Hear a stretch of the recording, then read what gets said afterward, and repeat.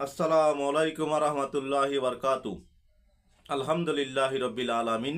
সমস্ত প্রশংসা একমাত্র মহান রব্বুল আলামিন আল্লাহ তালার জন্যে। লাখো কোটি দুরুদ সালাম মানবতার দূত উম্মতের কান্নারি শ্রেষ্ঠ নবী রসুল পাক সাল্লাল্লাহু আলাইহি সাল্লামের উপর।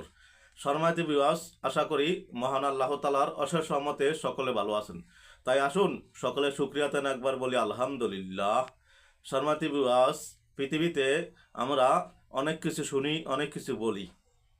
তাই আসুন ভালো কিছু শোনার নিয়তে পুরো ভিডিওটি দেখব ইনশাআল্লাহ। কেননা হাদিসে পাকে আসছে নেক নিয়ত কাজ সমা দেওয়ার উত্তম সিস্টেম। তাই আসুন আমরা নেক নিয়ত করি, ভালো কিছু দেখি। শর্মাদি বিরাস, আপনারা দেখছেন মদিনার পথে 97 ইউটিউব চ্যানেল। যারা নতুন দেখছেন অনুগ্রহ করে সাবস্ক্রাইব করে পাশে থাকা বেল আইকনটি ওপেন করে রাখবেন ভবিষ্যতে ভালো দু একটি কথা পাওয়ার নিয়তে। বেশি বেশি শেয়ার ও লাইক করে অপর ভাইকে জানিয়ে দিন। আপনার একটি শেয়ারের কারণে যে কেউ আমল করবে সেই সওয়াব আল্লাহ তাআলা আপনাকে দেবেন ইনশাআল্লাহ। সম্মানিত ভিউয়ার্স, আজকে আমরা অতি একটি গুরুত্বপূর্ণ বিষয় নিয়ে আলোকপাত করার চেষ্টা করব ইনশাআল্লাহ।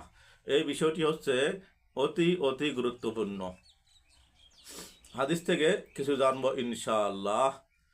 বিষয়টি হচ্ছে কোরআন মাজিদ তিলাওয়াতের আদব। মহাগ্রন্থ, শ্রেষ্ঠ গ্রন্থ, সারা বিশ্বের যে গ্রন্থ সর্বাধিক পাঠ করা হয়, সকল ধর্মে যাকে বিশ্বাস করা হয়, সকল ধর্মের লোক মানে না, বিশ্বাস করে আল্লাহ তাআলার কিতাব আছে। 104খানা কিতাবের ভিতরে 4টি কিতাব হচ্ছে সর্বশেষ এবং সর্বশ্রেষ্ঠ। এর ভিতরে 4টির ভিতরে সর্বশ্রেষ্ঠ হলো আমাদের মহাগ্রন্থ আল কোরআন, আল্লাহ তাআলার বাণী, যা কিনা রমজান মাসে নাজিল হয়েছে। আসুন এর আদব রক্ষা করার জন্য কিছু নিয়ম আজকে জানবো ইনশাআল্লাহ।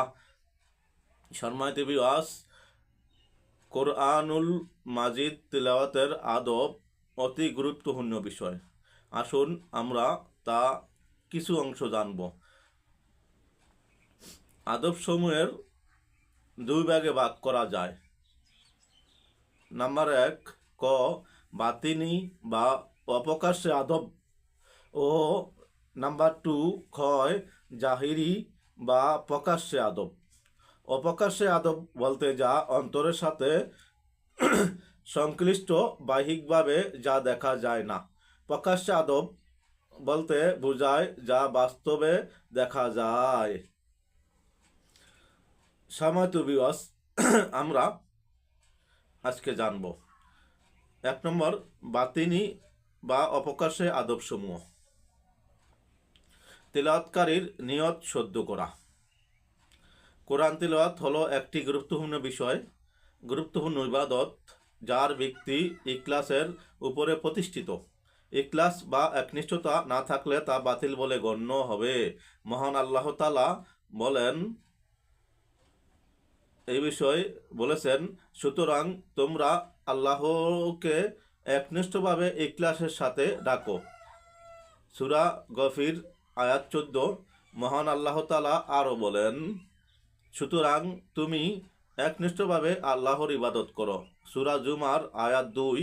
মহান আল্লাহ তাআলা আরও বলেন, অথচ তাদেরকে এছাড়া কোনো নির্দেশ দেওয়া হয়নি যে তারা খালেস অন্তরে একনিষ্ঠভাবে কেবলমাত্র আল্লাহর ইবাদত করবে।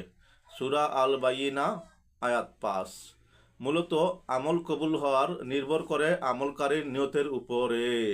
যেমন রাসূলুল্লাহ সাল্লাল্লাহু আলাইহি সাল্লাম বলেন, নিশ্চয়ই কর্মফল নিয়তের উপর নির্ভরশীল। প্রত্যেক ব্যক্তির জন্য তাই হয়ে যায় যার সে নিয়ত করবে। বুখারী হাদিস নং 1, মুসলিম হাদিস নং 1907, মিশকাত হাদিস নং 1। অন্য হাদিসে এসেছে দীর্ঘ একটি হাদিস, আমরা জানবো ইনশাআল্লাহ। হযরত আবু হুরায়রা রাদিয়াল্লাহু তাআলা আনহু হতে বর্ণিত, তিনি বলেন, রাসূলুল্লাহ সাল্লাল্লাহু আলাইহি সাল্লাম বলেছেন, আমার কাছে হাদিস বর্ণনা করেছেন, আল্লাহ তাআলা বান্দাদের মাঝে ফয়সালা করার জন্য কিয়ামত দিবসে তাদের সামনে হাজির হবেন। সকল উম্মাতই তখন নতজানু অবস্থায় থাকবে। তারপর হিসাব নিকাশের জন্য সর্বপ্রথম যে ব্যক্তিকে ডাকবেন তারা হলো এমন এক ব্যক্তি যে কোরআনের হাফিজ, এমন এক ব্যক্তি যে আল্লাহ তাআলার রাস্তায় শহীদ হয়েছে, এবং এমন এক ব্যক্তি যে প্রচুর ধনৈশ্বর্যের মালিক ছিলেন। সেই কারি কোরআন পাঠককে আল্লাহ তাআলা প্রশ্ন করবেন, আমি আমার রসুল সাল্লাল্লাহু আলাইহি সাল্লামের নিকট যা প্রেরণ করেছি তা কি তোমাকে শিখাইনি?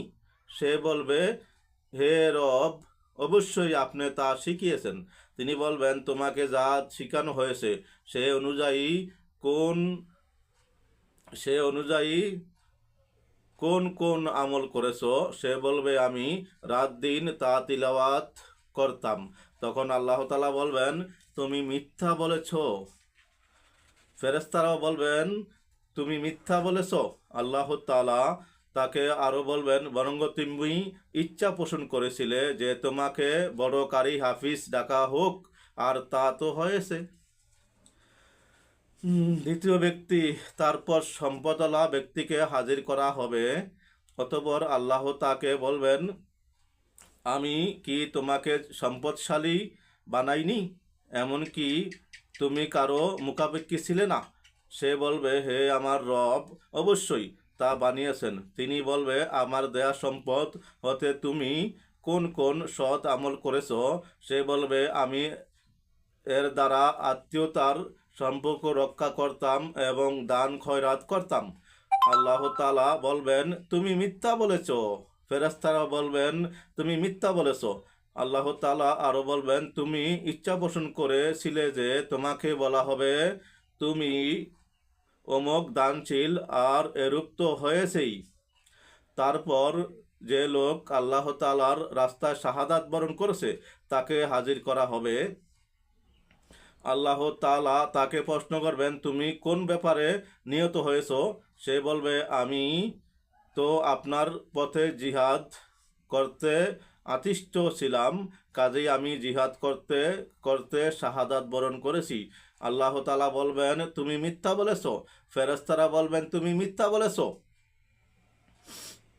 তারপর আল্লাহ তাআলা তাকে আরো বলবেন, তুমি ইচ্ছা পোষণ করেছিলে যে তোমাকে বলা হোক অমুক একজন সাহাবী বীর, আর তা তো বলা হয়েছেই। শর্মাইতি বিবাস, তিনটি বিষয়, গুরুত্বপূর্ণ বিষয় শুনে ফেললাম। সাবধান থাকি, নিয়তের উপরে বরকত। আসুন সহি নিয়ত করি, সদা সর্বদা আল্লাহ তাআলাকে ভয় করি। তারপর রাসূলুল্লাহ সাল্লাল্লাহু আলাইহি সাল্লাম আমার হাঁটুতে হাত মেরে বললেন, হে আবু হুরায়রা রাদিয়াল্লাহু তাআলা, কিয়ামত দিবসে আল্লাহ তাআলা সৃষ্টির মধ্যে হতে তিনজন দ্বারা প্রথমে জাহান্নামের আগুন প্রজ্বলিত করা হবে। তিরমিজি, হাদিস নং 2382, ইবনু হিব্বান, হাদিস নং 408। শর্মাতে বিবাস, অন্তরে কম্পন সৃষ্টি হয়ে যায় যার নামের কথা শুনলে। দুনিয়ার আগুন সাধারণ, এর চেয়ে লাখো কোটি কোটি গুণ বৃদ্ধি আগুন। সেই আগুন থেকে বাঁচতে হলে আসুন আমরা সহি নিয়ত করি। অদমের ভিডিও ভালো লাগলে অবশ্যই সাবস্ক্রাইব, শেয়ার ও লাইক করে পাশে থাকার জন্য আহ্বান জানাচ্ছি। আসুন আমরা 5 ওয়াক্ত নামাজ সময় মতো পড়ি, আল্লাহ তাআলার হুকুম মানি, সহি নিয়ত করি। আসসালামু আলাইকুম ওয়া রাহমাতুল্লাহি ওয়া বারাকাতুহু।